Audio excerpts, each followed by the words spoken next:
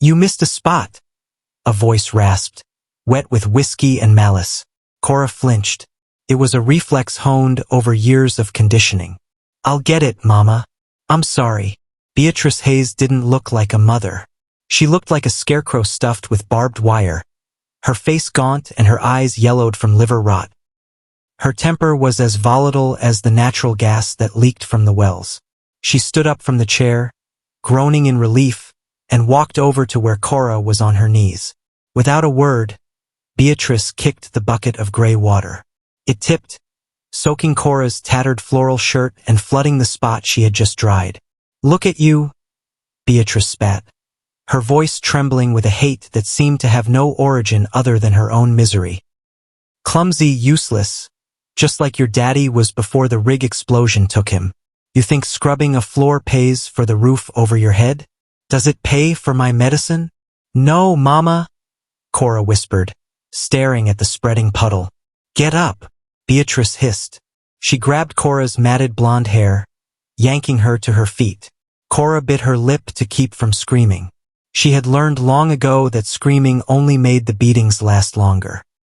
Beatrice raised the thick leather belt high above her head with both hands, her twisted smile spreading across her face like cracked paint. Maybe this will teach you to do it right the first time. The belt came down once, twice. Cora's vision blurred as she crumpled back to her knees, tasting copper in her mouth.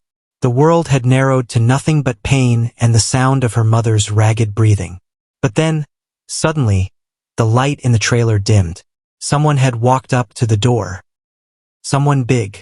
The atmosphere shifted instantly. Even the flies seemed to stop buzzing.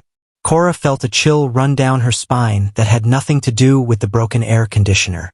Through the screen door, she could see a silhouette. Standing on her rotting porch was a mountain of a man. He had to be 6'4", maybe taller. He wore navy blue mechanic coveralls with grease stains that told stories of honest work. His boots were heavy steel-toed leather caked in Texas red dirt. A beard thick and dark as a moonless night covered half his face, and his eyes, piercing gray, seemed to assess everything in a single glance. This was Garrett Boone. They called him the Ghost of Cedar Ridge. He came down from his ranch only when he needed supplies, driving that old Ford pickup like he was carrying secrets. Rumors swirled around him like dust devils. They said he'd killed men overseas. They said he could fix anything with an engine. They said he had no family because he'd buried them all. He knocked once on the screen door frame, a sound that seemed to shake the entire trailer. Ma'am! His voice was a deep rumble, like thunder rolling across the plains. I believe we need to talk. Beatrice lowered the belt slightly, her alcohol-fogged brain trying to process this interruption. We're closed for business, mister. Come back when... I saw what happened at Holloway's store, Garrett interrupted, his gray eyes finding Cora on the floor. The girl with the bruised jaw. That was your daughter. The air in the room felt electric. Dangerous. Garrett stepped inside without invitation, his heavy boots making the floorboards groan.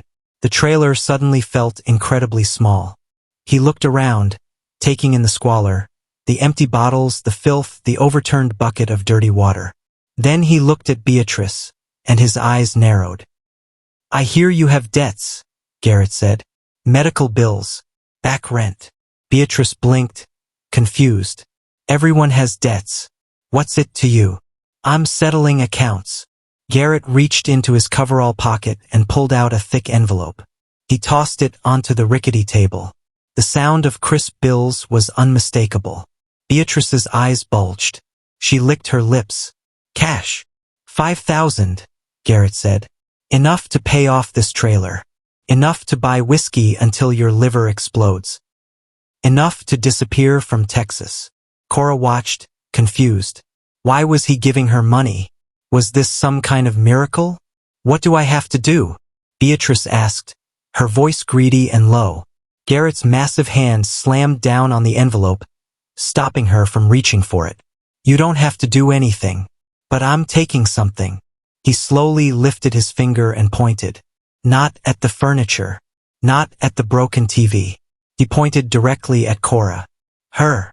The room went dead silent. Cora stopped breathing. Beatrice looked at Cora, then back at the money. A twisted, cruel smile spread across her face.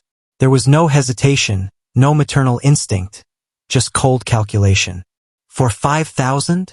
Beatrice cackled. Take her. She eats too much anyway. Clumsy hands, just like her daddy. Cora felt her heart shatter into 1,000 pieces. She knew her mother didn't love her, but to be sold like livestock. Garrett didn't smile. He didn't look triumphant. He looked disgusted. He took his hand off the money. Done. He turned to Cora, his voice gentler now. Pack your things. Whatever you can carry.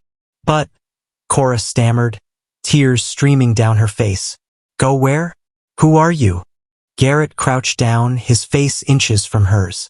For the first time, she saw something human flicker in those gray eyes. Not warmth exactly, but protection. Away from here, he said quietly. Do you want to stay? Do you want the belt? Cora looked at her mother, who was already counting the money, not even glancing at her daughter. She looked at the leather belt still clutched in Beatrice's free hand. Then she looked at the mountain man with engine grease under his fingernails and something that might have been kindness in his eyes. It was a choice between a known hell and an unknown future. I'm ready, she whispered. As they walked toward his dusty pickup truck, Cora realized something that both terrified and thrilled her. For the first time in her life, she belonged to someone who might actually want her to survive. But as they drove away from Sweetwater toward the vast, unforgiving landscape of the Texas Hill Country, she wondered if salvation always felt this much like stepping off a cliff. Subscribe to see how this unfolds and comment where you're watching from. I would love to say hello to you just to know how far our story is going. The bucket hit the floor with a metallic clang that seemed to echo through Cora's bones. Gray water spread across the warped linoleum like spilled blood, erasing 2 hours of scrubbing in a single cruel kick. Start over? Beatrice slurred, swaying slightly as she clutched an empty whiskey bottle. And this time, maybe you'll learn to do it right the first time. Cora's knuckles were already raw, the skin split and weeping from the harsh bleach. She could taste copper in her mouth where she'd bitten her tongue to keep from crying out. The trailer felt like a furnace, the broken air conditioner wheezing uselessly in the corner, while the Texas sun beat down mercilessly on the tin roof. She reached for the bucket with trembling hands. The water was ice cold when she'd started, but now it felt warm against her torn skin. Each scrub of the brush sent lightning up her arms, but she kept going. She always kept going. Look at you, Beatrice sneered, settling back into her lawn chair with another bottle. 22 years old and still can't clean a floor properly. Your daddy would be ashamed. Cora flinched at the mention of her father. He'd been dead for 3 years now, crushed when a drilling platform collapsed, and Beatrice had been drinking his memory away ever since. The insurance money had dried up 6 months ago, leaving them with nothing but bills and Beatrice's growing thirst. The heat pressed down like a living thing as Cora worked, sweat mixing with the bleach water until her eyes burned. Outside, she could hear the distant rumble of oil trucks heading to the rigs, carrying men who still had hope of making something of themselves. She used to dream of leaving this place, of finding work in Dallas or Houston, but dreams were luxuries she couldn't afford. The floorboards creaked as Beatrice stood up again. I need cigarettes, she announced, as if this were Cora's fault somehow. Get dressed. We're going to Holloway's. The general store sat on the edge of Sweetwater like a forgotten relic, its paint-peeled sign swinging lazily in the afternoon breeze. Inside, it smelled of dust and motor oil, with narrow aisles packed floor to ceiling with everything from canned goods to fishing tackle. Old Man Holloway ran the place like his personal kingdom, knowing everyone's business and keeping their secrets for the price of their loyalty. Cora kept her head down as they entered, the brass bell above the door announcing their arrival with a cheerful jingle that felt like mockery. She instinctively pulled her thin cardigan tighter around her shoulders, trying to hide the bruises that painted her arms in shades of purple and yellow. Afternoon, Beatrice, Holloway mumbled from behind the counter, not quite meeting her eyes. He'd known Cora since she was a child, had watched her grow small and quiet under her mother's fists, But like everyone else in Sweetwater, he'd learned that minding your own business was the safest policy. "Pack of Marlboros," Beatrice demanded, slapping a crumpled $5 bill on the counter. "And a bottle of whatever's cheapest." Cora wandered the aisles while her mother conducted business, her bare feet silent on the worn wooden floors. She paused by the magazine rack, running her fingers over the glossy covers that promised better lives in distant places. A cooking magazine caught her eye, a picture of a perfect kitchen with sunlight streaming through clean windows. For a moment, she allowed herself to imagine what it would feel like to cook in a place like that, to have someone actually want to eat what she prepared. The bell jingled again, and the temperature in the store seemed to drop 10 degrees. Cora looked up from the magazine to see a shadow filling the doorway. The man who entered had to duck slightly to clear the frame, his massive shoulders blocking out the afternoon sun. He wore navy coveralls stained with grease and honest sweat, and when he moved, it was with the quiet confidence of someone who'd never had to apologize for taking up space. His eyes swept the store like a predator cataloging threats, gray as storm clouds and twice as dangerous. When his gaze landed on Cora, she felt something electric pass between them. She dropped the magazine, the sound of it hitting the floor making her jump like a gunshot. The man's expression softened almost imperceptibly. His eyes took in her flinch, the way she hunched her shoulders, the purple bruise blooming along her jawline like a twisted flower. For a long moment, he simply watched her, and Cora felt exposed under that steady stare, as if he could see straight through to her broken soul. "Help you with something?" Holloway asked, his voice pitched higher than normal. Even he seemed affected by the stranger's presence. "Motor oil," the man replied, his voice a low rumble that seemed to vibrate through the floorboards. "And information." He never took his eyes off Cora as he spoke, and she found herself unable to look away. There was something in his gaze that she'd never seen directed at her before. Not pity exactly, but recognition. As if he knew something about pain that went deeper than words. "The girl," he said finally, nodding toward Cora. "She yours, Holloway?" "What? Oh no, that's Cora. Beatrice's daughter." Holloway's voice carried a warning, the kind that said don't ask questions you don't want answered. The stranger's jaw tightened almost imperceptibly. He paid for his oil without another word, but as he turned to leave, he looked at Cora one more time. This time, his expression was different. Determined. "Ma'am," he said, touching the brim of his cap before disappearing back into the brutal afternoon heat. Cora stood frozen by the magazine rack, her heart hammering against her ribs like a caged bird.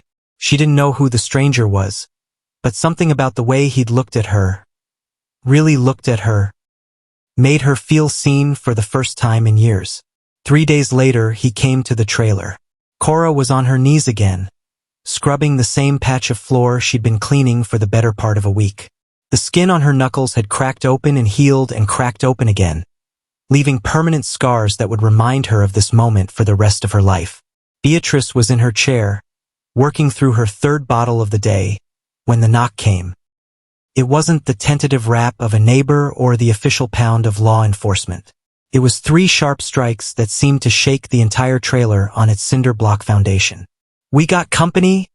Beatrice slurred, struggling to her feet. She opened the door without checking to see who it was, a mistake that would change everything.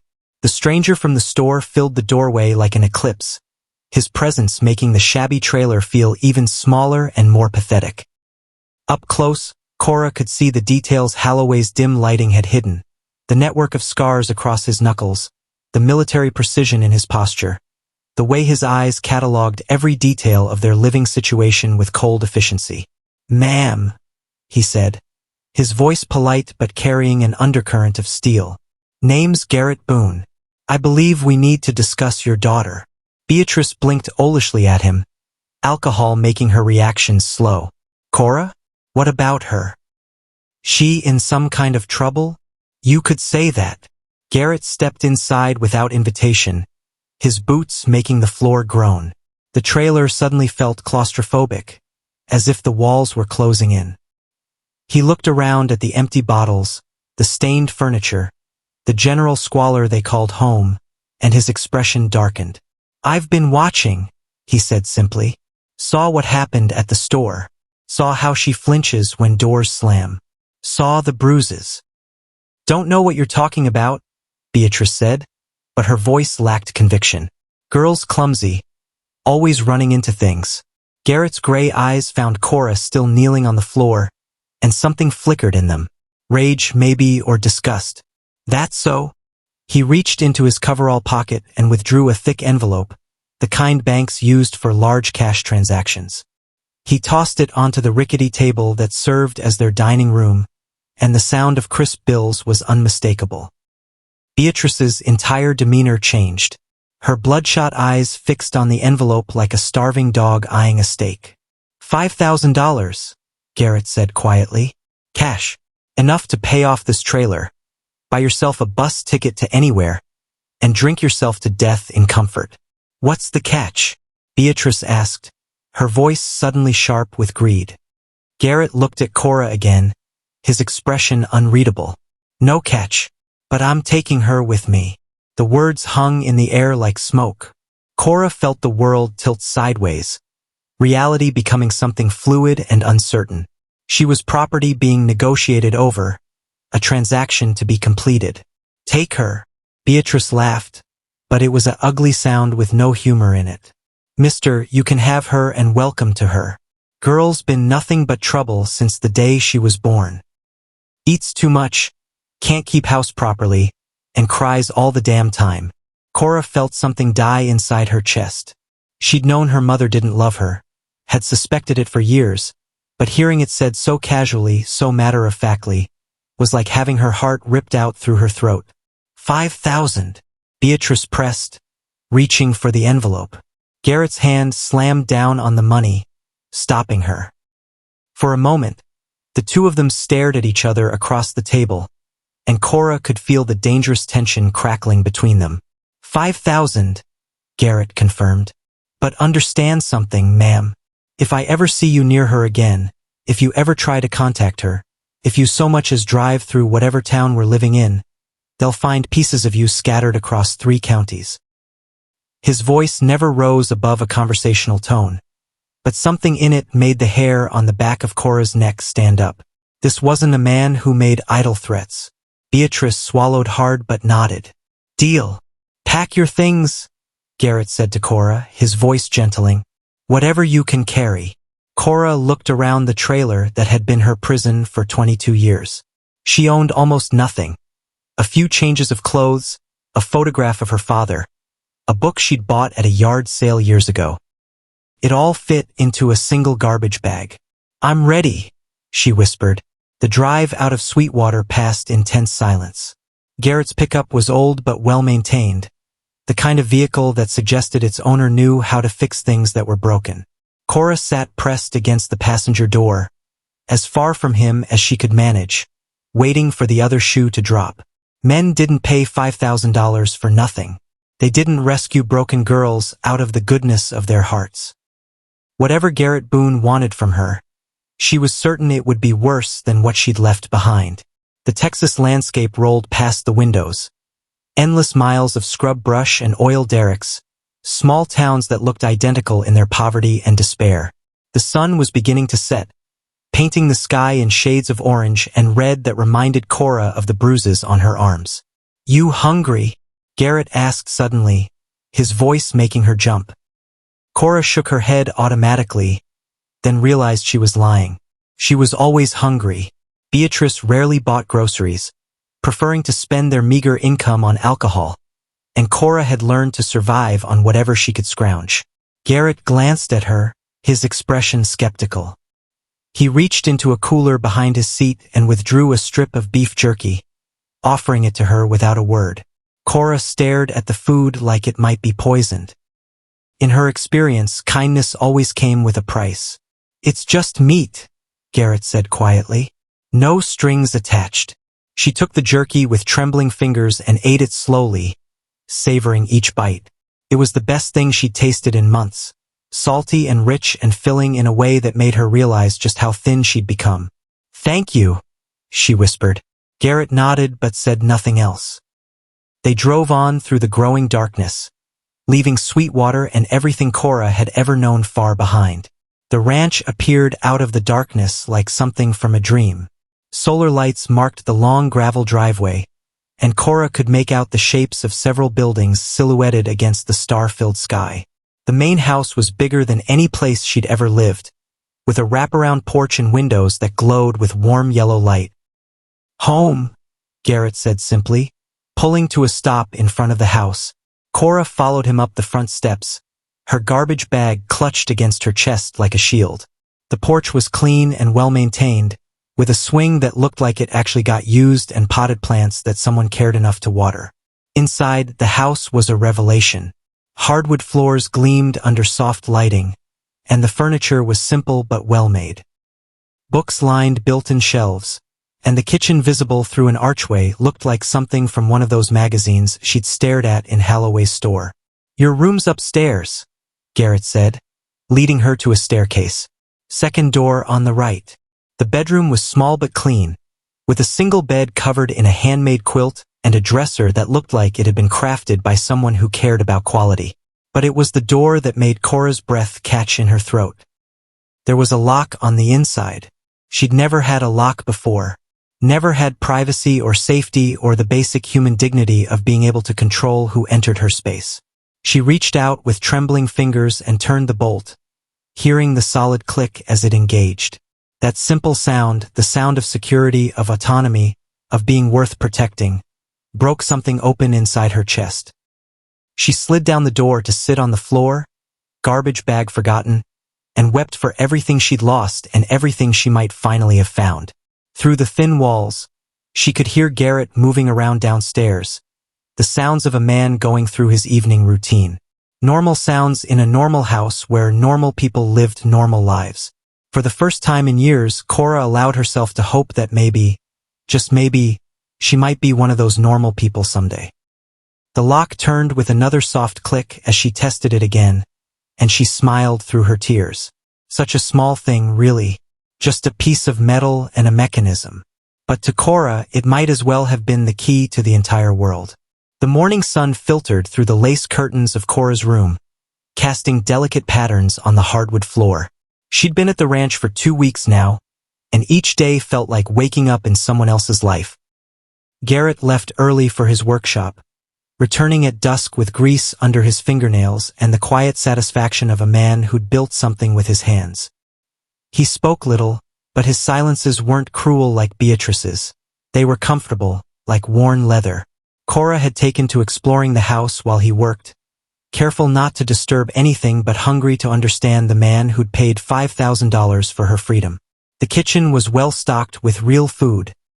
Not the processed garbage Beatrice had fed her, but actual ingredients that suggested someone who knew how to cook. The living room held a massive stone fireplace and shelves lined with books. More books than Cora had ever seen in one place. It was while dusting those shelves that she found it. Hidden behind a row of mechanical manuals was a small wooden box, the kind used to store precious things. Her fingers hesitated over the latch. Garrett had never explicitly told her not to touch his belongings, but she'd learned over the years that curiosity was a luxury that came with a price. But something about the box called to her. Maybe it was the way it seemed deliberately hidden, or maybe it was the simple human need to understand the man who'd saved her life. She opened it. Inside was a military locket, tarnished silver on a chain that had seen better days. The inscription read, Captain G. Boone, 75th Ranger Regiment. Below that, in smaller text, for distinguished service in Operation Desert Storm. Captain. Garrett had been an officer, a leader of men. The revelation hit her like cold water. She'd assumed he was just a mechanic, a simple man who fixed engines for a living. But the locket suggested something far more complex. Beneath the locket were photographs. Garrett in desert camouflage, younger and cleaner shaven but with the same steady gray eyes. In one picture, he stood with a group of soldiers in front of a burned-out building, their faces grim with the weight of whatever they'd seen. In another, he was shaking hands with a man in a suit, receiving some kind of medal. But it was the books that truly shocked her. Tucked beneath the photographs were 3 slim volumes, each bearing Garrett's name on the spine. The titles were Academic, Dense, Asymmetric Warfare in Post-Cold War Conflicts, Intelligence Gathering in Hostile Environments, and The Ethics of Targeted Elimination. She opened one at random and found herself reading prose that was both precise and haunting, describing the psychological toll of warfare on both soldiers and civilians. This wasn't the work of a simple mechanic. This was scholarship, the product of a mind trained not just to fight, but to think, to analyze, to understand the complex machinery of modern conflict. Find something interesting? Cora spun around, her heart hammering. Garrett stood in the doorway, his coveralls exchanged for jeans and a clean flannel shirt. His expression was unreadable, but she could see something flickering in his eyes. Disappointment, maybe, or resignation. "I'm sorry," she stammered, clutching the book to her chest. "I was just dusting, and I found the box and It's all right," Garrett said quietly, stepping into the room. "I figured you'd find it eventually. House isn't that big." He took the book from her hands and looked at the cover, his jaw tightening almost imperceptibly. "Ancient history," he said. "Man I used to be." "You were a captain," Cora said. "It wasn't a question. Was a lot of things." Garrett set the book back in the box and closed the lid with a soft click. Intelligence officer. Military advisor. Academic. He paused, his gray eyes finding hers. Killer. The word hung between them like smoke. Cora felt something cold settle in her stomach, but it wasn't fear exactly. It was understanding. They were both broken people, she realized, both carrying scars that went deeper than skin. "What happened?" she asked softly. Garrett was quiet for so long she thought he wouldn't answer. When he finally spoke, his voice was barely above a whisper. "I knew things. Classified things. Things that could embarrass some very powerful people if they ever came to light." He ran a hand through his hair, suddenly looking older than his years. "Let's just say the military and I had a difference of opinion about what constitutes acceptable casualties. So you left. They let me leave. Honorable discharge, full pension, the whole 9 yards. But there was an understanding." His eyes hardened. "I keep my mouth shut, and they let me disappear into the middle of nowhere, Texas." Cora nodded, though she didn't fully understand the implications. What mattered was that Garrett trusted her enough to tell her the truth, even if it was only part of it. "The books are brilliant," she said, and meant it. For the first time since she'd known him, Garrett smiled. Really smiled. Not just the polite upturn of lips he'd shown her before. It transformed his face, making him look almost boyish despite the beard and the scars. "You read them? Just the beginning of one." "But yes." Cora felt heat rise in her cheeks. "I hope that's okay. I never went to college or anything, but I like to read." "It's more than okay," Garrett said. "Makes me feel like maybe I wasn't completely wasting my time when I wrote them." They stood in comfortable silence for a moment, 2 damaged people finding something like peace in each other's company. Then Garrett's expression grew serious again. "Cora, there's something you should know. The reason I live out here, the reason I don't go to town more than I have to." He paused, choosing his words carefully. "My past isn't as buried as I'd like it to be. If certain people ever found me, things could get ugly fast." "What kind of people?" "The kind that don't knock before they come calling." Before Cora could ask what he meant, a voice cut through the night air like a blade. "Captain Boone." The shout came from somewhere beyond the front porch, distorted by distance and the Texas wind. "We know you're in there, Captain." Garrett's entire body went rigid. In the space of a heartbeat, the quiet rancher disappeared and something far more dangerous took his place. His hand moved instinctively to his hip, finding empty space where a sidearm should have been. "Get upstairs," he said, his voice flat and cold. "Lock your door. Don't come out no matter what you hear." "Garrett, what's..." "Now, Cora." The authority in his voice brooked no argument. Cora ran for the stairs, her bare feet silent on the hardwood. From her room, she could hear Garrett moving around downstairs, the sound of drawers opening and closing, metal sliding against metal. "Captain Boone!" The voice called again, closer now. It was cultured, educated, what Garrett had called a city voice. Not the rough drawl of local law enforcement, but something far more polished and infinitely more dangerous. "You know why we're here. You know what you took. Make this easy on yourself." Cora crept to her window and peered through the curtains. In the moonlight, she could see shapes moving across the ranch yard, at least 4 men in dark clothing, spread out in a tactical formation. They moved like soldiers, professional and coordinated. "You've got 60 seconds to come out with your hands visible," the voice continued. "After that, we burn the house down around you." "Negative," Garrett's voice boomed from the front porch. He'd found his weapons, wherever he'd hidden them.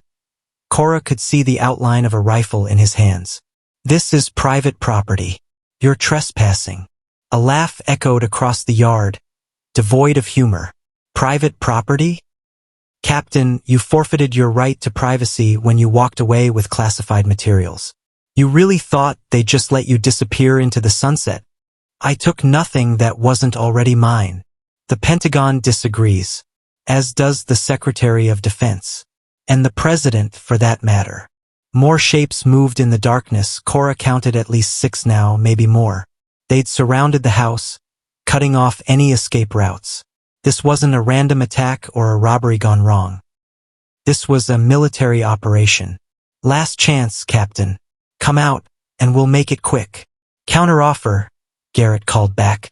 "Get off my land before I start shooting, and maybe I'll let one of you live long enough to tell your bosses they sent children to do a man's job." The night exploded. Muzzle flashes strobed like deadly lightning as automatic weapons opened fire on the house.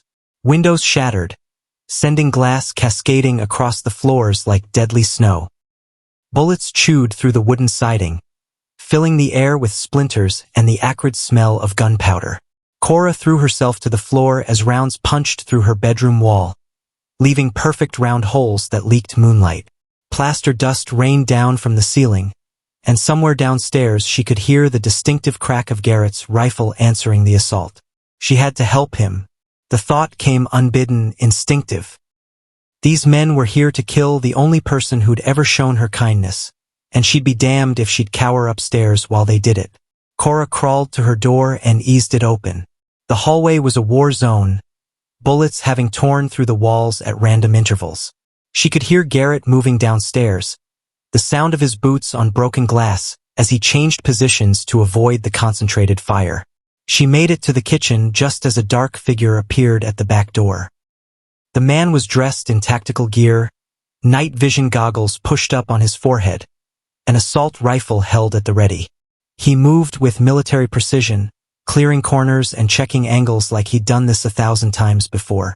Garrett was pinned down in the living room, returning fire through a shattered front window. He had no idea death was creeping up behind him. Cora's hand found the cast iron skillet hanging from a hook beside the stove. It was heavy, solid, the kind of pan that had been used to feed ranch hands for decades. Without thinking, without hesitating, she grabbed it and swung with every ounce of strength in her body. The skillet connected with the intruder's head with a sound like a church bell tolling. The man dropped like a felled tree, his rifle clattering across the kitchen floor. Blood seeped from his scalp where the cast iron had split it open. "Garrett!" Cora screamed. "Behind you!" He spun just as another figure appeared in the kitchen doorway. This one was ready for trouble, his weapon already raised and aimed. But Garrett's rifle spoke first, the muzzle flash illuminating the kitchen in stark black and white. The intruder stumbled backward and fell, his weapon spinning away into the darkness. "Jesus, Cora!" Garrett's voice was rough with adrenaline and something that might have been pride. "I told you to stay upstairs." "Good thing I didn't," she replied, still clutching the bloody skillet. The gunfire outside had stopped, replaced by shouted commands and the sound of boots on gravel. They were regrouping, preparing for another assault. "How many?" Garrett asked, ejecting an empty magazine from his rifle and sliding in a fresh one. "I counted 6, maybe more. Professionals. Military contractors, most likely." He moved to the kitchen window and peered out through a crack in the curtains. They'll try to flush us out with gas next, or maybe just burn the place down like they threatened. Why are they here? What do they want? Garrett was quiet for a moment, his jaw working like he was chewing over words too bitter to swallow. There's something I never told you about why I left the army. Garrett, now might not be the best time for. I was investigating a massacre, he said, cutting her off. American soldiers, Iraqi civilians. Someone was covering it up, making it disappear from the official record. I had photographs, witness statements, classified communications proving the whole thing went right to the top. And you took them? I tried to do the right thing first. Filed reports through proper channels, requested formal investigations. His laugh was bitter as winter wind. You know what happened? The witnesses started dying. Car accidents, random muggings, sudden heart attacks. Young, healthy soldiers just dropping dead one by one. Cora felt ice forming in her stomach. So you ran. I ran. With every piece of evidence I could carry. He gestured toward the ceiling. It's all upstairs, hidden in the walls. Insurance policy in case they ever came looking. A new voice called from the darkness, different from the first. Younger, more urgent. Status report. 2 down, came the reply. Targets are armed and barricaded. Recommend we proceed to secondary protocol. Negative. Orders are to recover all materials intact. No collateral damage to potential evidence. Garrett's face went pale. They're not here to kill me, he whispered. They're here to take me back. Along with everything I know. What's the difference? The difference is they need me alive long enough to tell them where everything is hidden. After that, he shrugged. Well, prisoners don't usually survive transportation to black sites. A metallic object flew through the broken kitchen window, landing with a soft thunk on the linoleum. Cora had never seen a flashbang grenade before, but she recognized danger when she saw it. Cover your eyes, Garrett shouted, tackling her to the floor just as the world turned white. The explosion was less sound than pressure, a physical force that seemed to squeeze her brain in a vice. Her ears rang like church bells, and bright afterimages danced across her vision. Through the haze, she saw dark figures pouring through the doors and windows, moving with mechanical precision. Garrett was on his feet, firing blind into the smoke and chaos. One of the intruders stumbled, clutching his shoulder, but there were too many of them. A taser crackled, and Garrett went rigid before collapsing to the kitchen floor, his muscles spasming from the electrical current. Target secured, someone said, the voice sounding like it was coming from underwater. Prep him for transport. Rough hands grabbed Cora, zip-tying her wrists behind her back. Through her ringing ears, she heard fragments of radio chatter. Base, this is Wolfpack. Package secured. Initiating extraction protocol. Copy, Wolfpack. Cleanup crew en route. ETA 30 minutes. Roger. What about the girl? A pause, filled with static and the weight of invisible decisions. No witnesses. You know the drill. Cora's blood turned to ice water. She was going to die here, in this kitchen that had become her sanctuary, murdered by men whose faces she couldn't even see clearly. But first, they needed Garrett to talk. They dragged him to the living room and zip-tied him to one of the heavy wooden chairs. He was conscious now, blinking away the effects of the taser, his gray eyes tracking the movements of his captors with predatory focus. Captain Boone, said the leader, removing his tactical helmet to reveal a face that looked like it had been carved from granite. Been a long time. Vance, Garrett replied, his voice steady despite the circumstances. Should have known they'd send you. How's that shoulder I gave you in Kandahar? The man called Vance smiled, but it never reached his eyes. Healed up just fine, thanks for asking, though I still get phantom pains when it rains. My heart bleeds. I'm sure it does. Vance pulled up another chair and sat down, close enough that their knees were almost touching. Here's how this is going to work, Captain.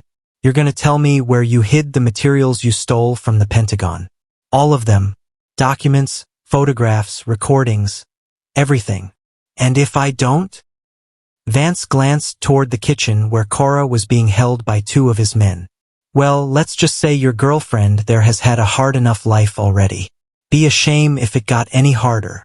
Garrett's jaw tightened, but he said nothing. I know what you're thinking, Vance continued conversationally. You're thinking maybe you can hold out long enough for the cavalry to arrive. Maybe the local sheriff will investigate all this gunfire, or maybe some neighbor will call the state police. He leaned forward, his voice dropping to a whisper. Captain, we are the cavalry. This operation has federal authorization at the highest levels. As far as the outside world is concerned, you're a terrorist who stole classified materials and threatened national security. When they find your body tomorrow morning, burned beyond recognition in the ashes of this house, it'll be justice served. You son of a bitch. I'm a patriot, Captain, just like you used to be. Vance stood up and walked to the mantelpiece, running his fingers along the framed photographs there. You know, I actually respected you once. Thought you were one of the good ones. Then you went and developed a conscience. He picked up one of the photos, Garrett in his dress uniform receiving some kind of commendation, and let it drop to the floor. The glass shattered, the sound sharp as breaking bones. 30 seconds, Captain. Then I start hurting the girl, and I don't stop until you give me what I want. Cora watched from the kitchen as Garrett's shoulders sagged in defeat. She could see the exact moment he made his choice, weighing her life against whatever secrets he'd been protecting. It was the same look she'd seen in her own mirror for years, the expression of someone who'd learned that fighting back only made the pain last longer. He was going to surrender, going to trade his principles for her safety, not knowing that Vance had already decided she was going to die anyway. She had to do something. The zip ties were tight around her wrists, but Cora had learned a few things during her years with Beatrice. She'd gotten good at slipping out of restraints, at making herself small and unnoticed when violence filled the air. While her guard's attention was focused on the conversation in the living room, she worked her hands free and began to move. The first man never saw her coming. She used the broken skillet handle like a club, bringing it down on the base of his skull with surgical precision. He dropped without a sound. The second guard turned at his partner's collapse, but Cora was already moving. She grabbed the fallen man's sidearm and pointed it with both hands, the way she'd seen in movies. Don't, she said quietly. The guard hesitated, his own weapon half raised. In that moment of indecision, Cora pulled the trigger. The gunshot was impossibly loud in the confined space, but she'd hit her target. The guard spun and fell, clutching his shoulder, his weapon skittering away across the kitchen floor. Contact! Contact! Someone shouted from the living room. We've got problems. Cora moved like smoke through the house, using the chaos to her advantage.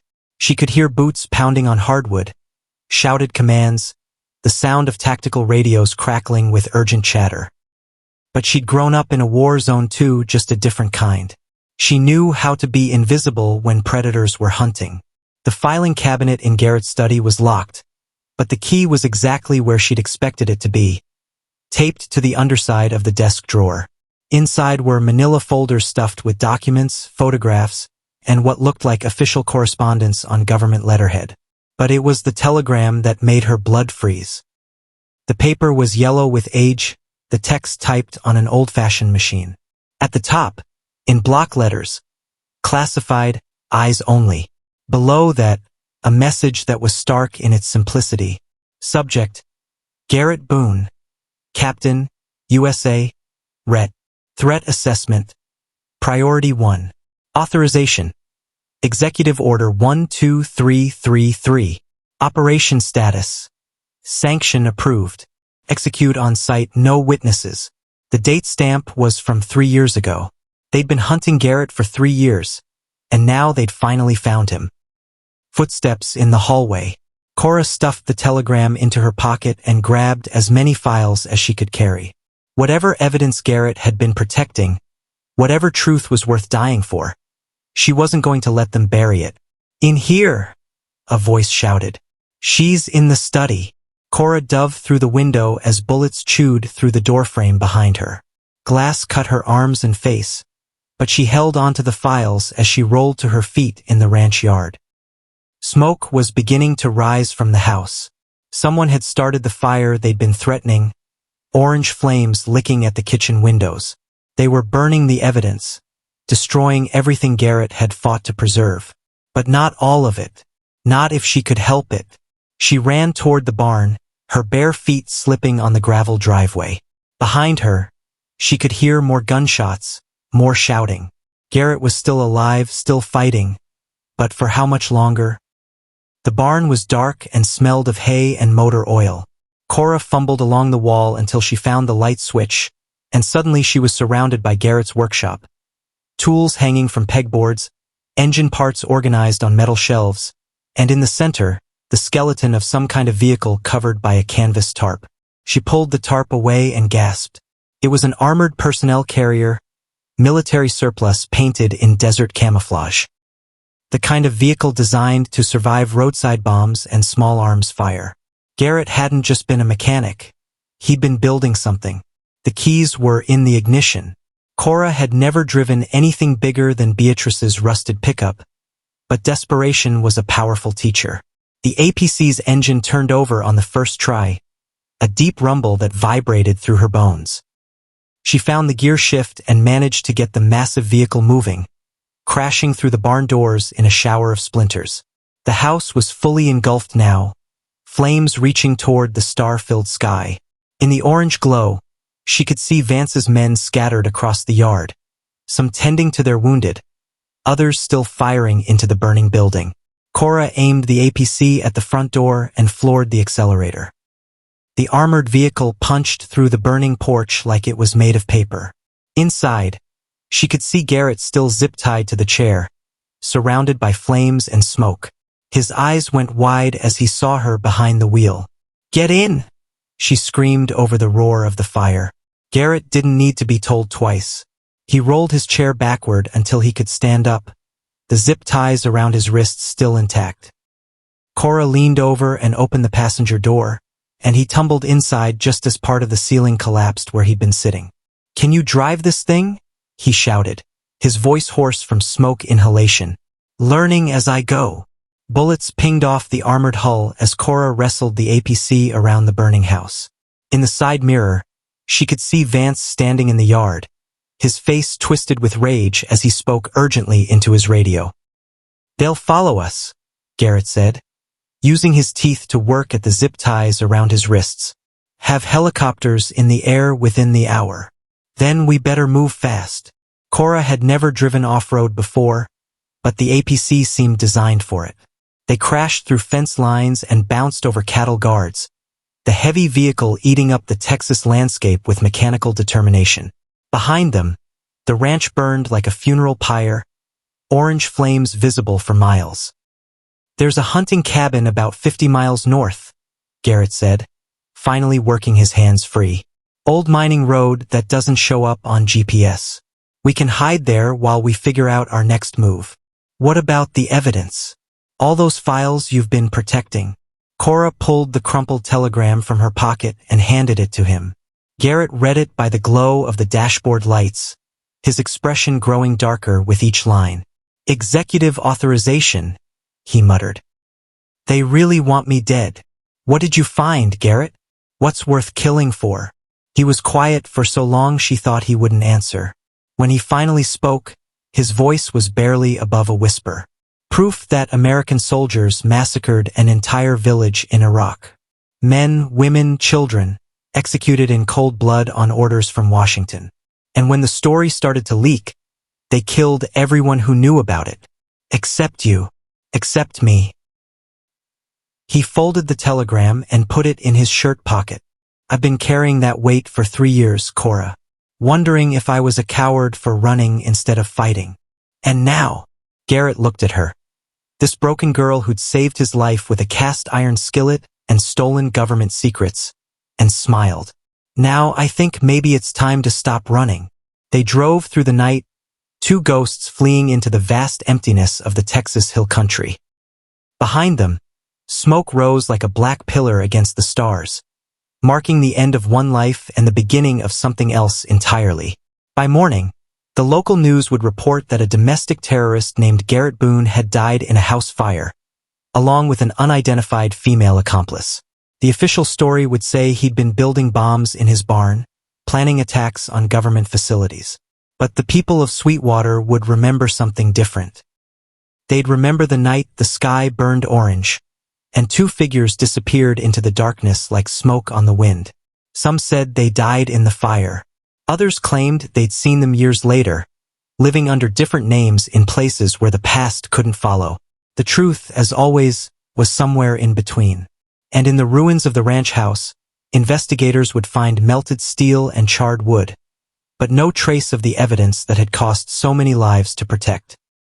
That was traveling north now, in the hands of a girl who'd learned that sometimes the only way to survive hell is to burn it down behind you.